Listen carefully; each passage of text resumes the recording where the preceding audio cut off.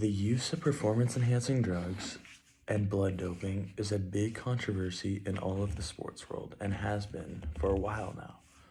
How players should be suspended, their reputation, and their future, and if performance-enhancing drugs should be allowed are all topics that are debated in the sports world. The use of performance-enhancing drugs gives a bad reputation to the rest of the players in the sports. Blood doping provides too much of an advantage. And how much of an advantage does it actually provide? For people who choose to partake performance-enhancing drugs, it gives other athletes a bad reputation in sports. A guy, for example, Derek Jeter, who grew up playing throughout what is so-called the steroid era with players like Alex Rodriguez, Barry Bonds, and Mark McGwire, who have all been found to test positive for steroids. Derek Jeter is a great player in the era that never used them. So his career is frowned upon because they don't know if he used them or not and never got caught. The funny thing about it is Alex Rodriguez and Derek Jeter became teammates at one point. And Alex Rodriguez was caught using PEDs while on the same team as Jeter. And Jeter had a lot to say about it, saying players using PEDs, specifically Alex Rodriguez, should be at least suspended a whole year, if not their whole career. Jeter admitted that he had discussed with his teammates who might be doing them and not get caught. Another form of PEDs is called blood doping. It is an enhancement in the sports world and it provides too much of an advantage. Cycling is where blood doping is seen most often, but it happens in all of sports. An article that I used stated that it's going to have a huge impact. It is, however, a sports problem, not a cycling problem alone. An example of this would be the Lance Armstrong case in 1999 Tour de France, when he was caught using blood doping, and it opened a lot of eyes to this topic.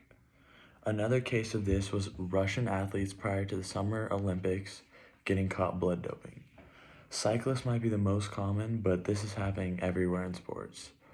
Another point this article brought up was that the market and dealing these drugs in the athletes is a large amount, and a lot of people make money from selling the steroids, selling hormones, and other illegal endurance boosting drugs, along with 100 bags of frozen blood and equipment for treating blood.